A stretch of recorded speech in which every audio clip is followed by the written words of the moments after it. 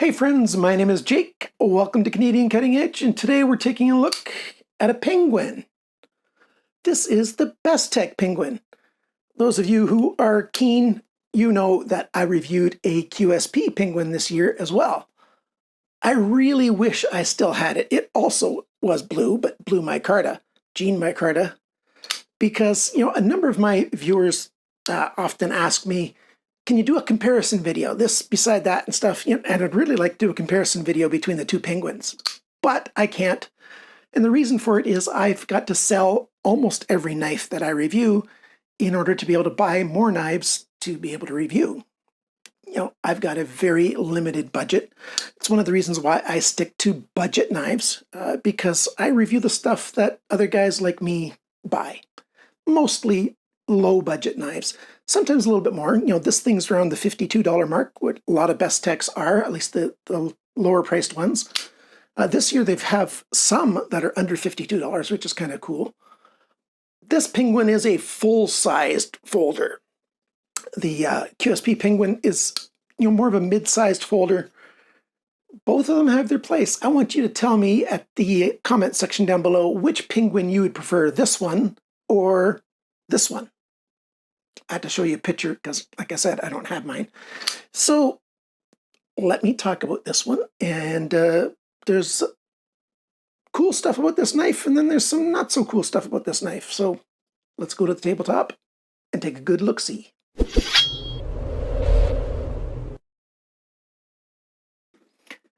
All right, here we go. One of the first things I often like to do is a size comparison with the Ontario Rat 2. Which is a big Ontario Rat 1, not 2, which is a full-sized folder. Reasonable dimensions and things. We'll line up the pivots. Very similar in size. Not too much different. The cutting edges, you get a little bit more with the Bestech, but not even 1/4 of an inch more. And the handle length is about the same. This is a nice knife. Now, there are fingerprints on here.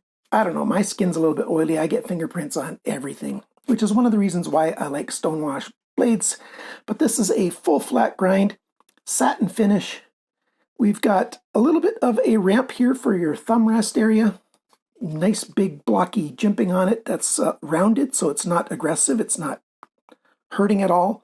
And yet it gives a little bit of extra traction. Then we got another dip, and then we get the drop point with a swedge across the drop point. It's a pretty nice blade. It's not terribly thin behind at the tip, but it is a little bit thin up there. You don't have to be too terribly careful with it, but yeah, you could break the tip on this knife. And then we've got all belly all the way back. We've got the stonewash ricasso, the flat part of the blade. That looks nice. Little D2 label right there, because it is D2 steel. And the other side, we've got the Bestech logo. I wish they would have made that just a little bit smaller and put it up on the flats. That would be preferred, in my opinion. We've got the Bestech pivot pins here. You've got that, I think that's supposed to be a B. And then on this side, we've got your T8 Torx screw here. And then we've got T6 button screws at the back on the handle. But before we get too far into the handle, we're still talking about the blade. This, what is this? Is this a sharpener's choil or is it a forward finger choil? It's going to be more like a sharpener's choil. It's too small to get up there with your finger safely unless you're paying a lot of close attention. Especially if you sharpen this up a bit more, you're going to cut the corner of your finger every time, or the side of your finger every time you go and grab it this way. They could have made it just a little bit bigger and it would be a good forward choil. This part here, it could come a little closer to the handle. So take out some steel on this side and maybe take out probably only another 1/16th, at most another 1/8 of an inch of the cutting edge taken away, and it would have a beautiful forward choil. And this knife, it would benefit from a forward choil with this section here for your thumb to sit in, and then another, that curved section here, if you really wanted to reach forward. If you had a good forward choil here, that would be a great, great thing. If you know somebody who modifies knives for you, that would be a fairly straightforward modification that you could do to this knife to make it, I think, a fair bit better. Flipper. The flipper tab has got 3 little jimps on it. Look at it this way. You can see that. Again, it's milled and softened. It's been polished and rounded off a fair bit. You can do it button press mode to make the blade come out, or you can do light switch where you are pulling back. That works just as well. I've been using the button press mode mostly because it works so well on here.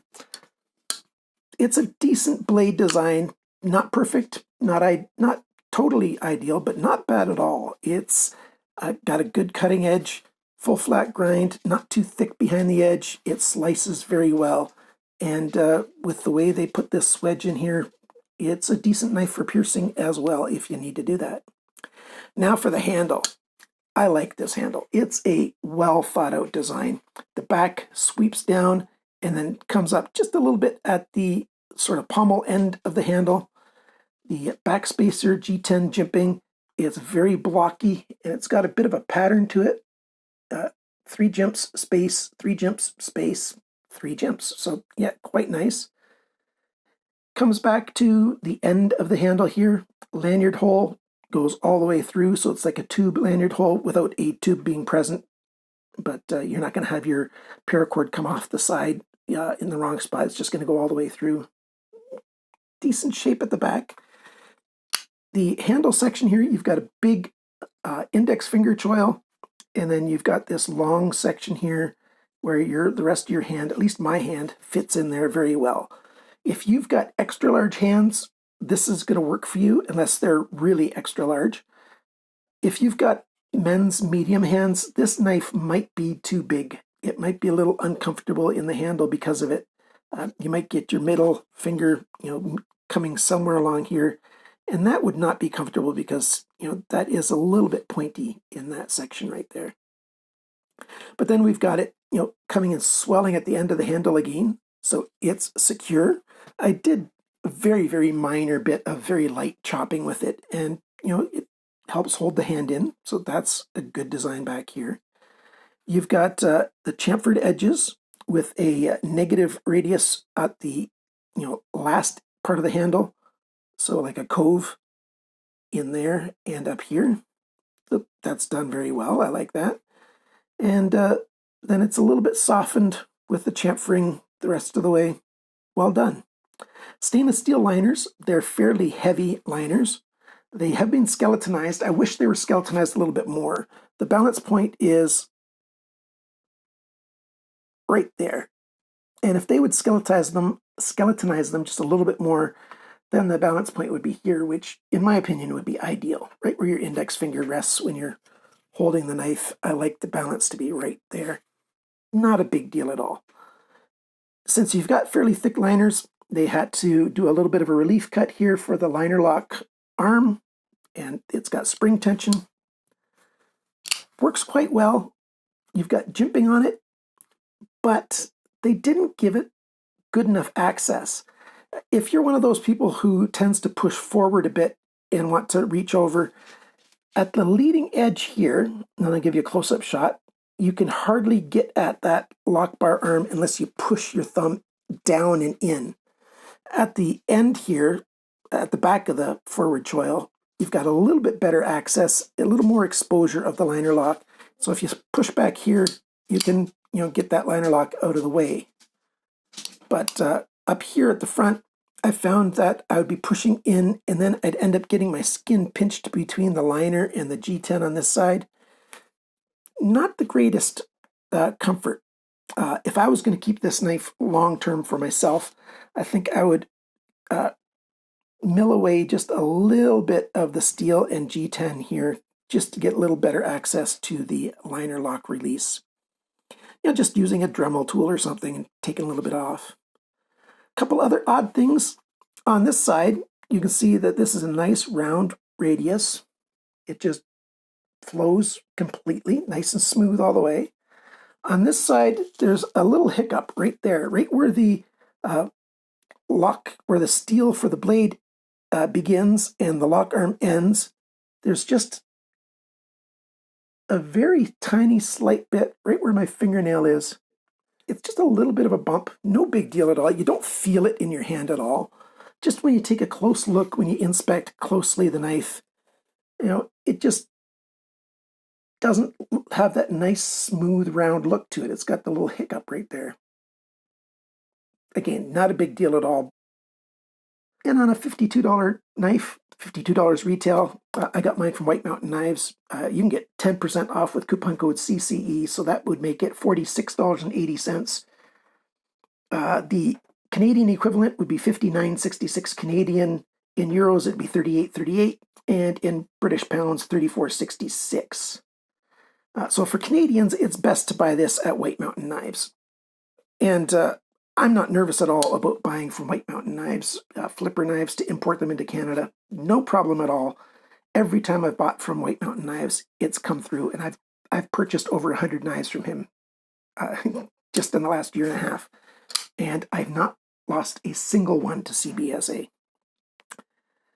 Not guaranteed that they'll all happen that way in the future, but very, very good track record. And other Canadians who've been buying from White Mountain Knives say the same thing to me.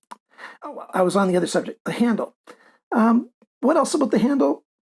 You've got a pocket clip. It's a right side only pocket clip.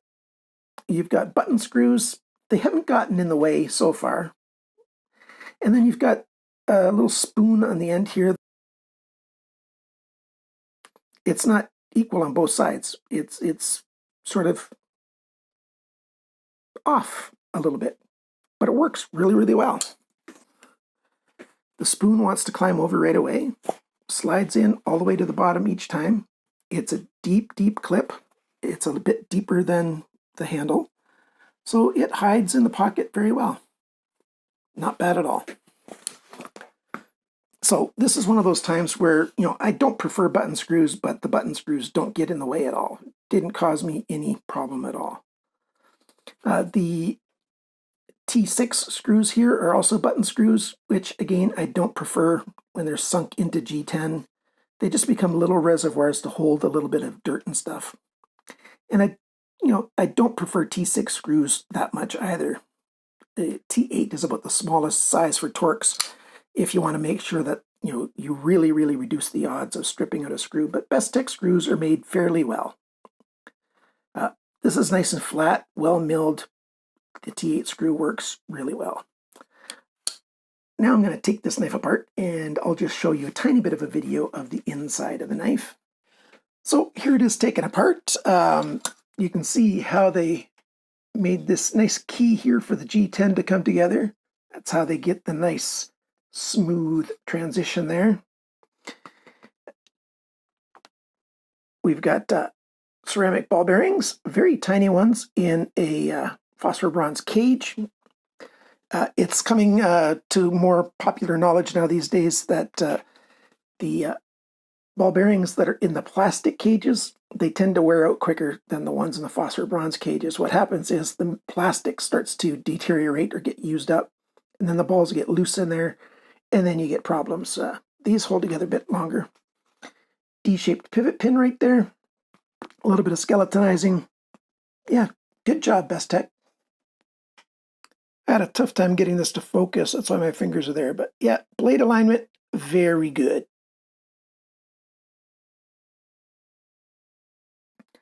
So there you go.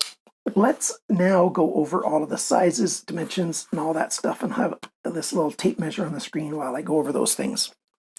The weight of this knife, 140 grams, 4.95 ounces. So 5 ounces for a big full-size knife, no problem.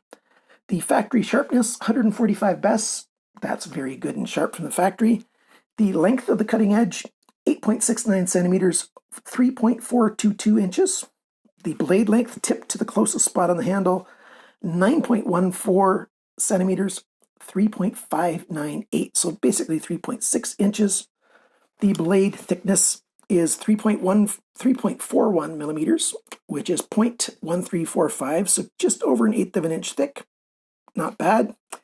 The blade depth, and this time I measured it about an inch up, 2.65 centimeters, 1.043 inches. And that same inch up spot right about where my thumbnail is now. I measured the thickness behind the grind, 0.44 millimeters, which is 17 thousandths of an inch. Yes, did I say that it slices very well? It does, large part because of how thin it is behind the grind. Not so much because of the grind angles, because the grind angles on this side, the grind angle here, 15.9 degrees, a little bit of variability on the length, but close to the middle for most of it, it's about 15.9 degrees. On this side, 24.6 degrees. So it wasn't sharpened the best, but because it was so thin behind the grind, it did some really good slicing and it was fairly sharp. Handle measurements. The handle length, 2.76 centimeters, 1.087 inches. The pocket clip sticks out a little bit beyond that. The grip area, a little bit under 10 centimeters, a little bit under 4 inches, not much. And the handle thickness, not counting the pocket clip, 1.5 centimeters exactly, 0.59 inches. And it's rounded a bit, but not much. It's not significantly curved, but it is widest right down the middle. And when the knife tip is closed, the widest spot is right in here, 3.41 centimeters, 1.343 inches. And the total length of the knife when the blade's deployed tip to the very end, again, not counting the pocket clip sticking out a bit, 21.2 centimeters, 8.346 inches. So there you go. I gave you the price. You can't find this Penguin even on Bestech's website. I think they've just not been updating their website for, since early 2020. And so some of the newer models just are not on their website. It's not available on Amazon.com, so you can't get it there. So basically, if you're going to buy it from a knife store, your best price is going to be White Mountain Knives because of the 10% off. All the other stores have it for $52. So if you can save 10%, a little over $5, why not? So to summarize what I like and don't like about this knife, I like this blade. It's a good shape. I don't really like this troil. I wish it was bigger or smaller. One other problem I forgot, I just remembered now that I needed to tell you. There's a problem with this knife. If you're looking at it this way, and I'm talking about this area here, it looks perfect, doesn't it? But if I turn it over this way, can you see it? Yep. The tip of this it's been lopped off at some point, but it's been polished. So whoever was working this on the line, knew that there was a problem with it and they just polished it off. I don't understand why this would have passed quality control. Even at a $52 knife, it really should be best because that G10 is prone to damage now more so than it would be if the steel liners would come right up to the tip. So I don't like that. That's a mistake. I'm going to contact Bestech and see if they would consider that a warranty issue or not. And we'll see how they deal with it. When I contact them, I'm just going to act as if I'm just a regular Joe consumer, not a YouTuber or anything, see what the real warranty support would be for something like that. The handle, it's comfortable. I really like this handle a lot. Very comfortable. I could put my thumb in here and push really hard for doing extended cardboard cutting. It worked well. Even a reverse grip is okay. It's not that good. A pull grip was a bit better, but yeah, it's really for your traditional, saber grip or fist grip. That's really what it's for, and it works well for that if your hands are close to men's large, a little bit more, a little bit less, but the men's large size is really what this is for. It's got good styling. I like that.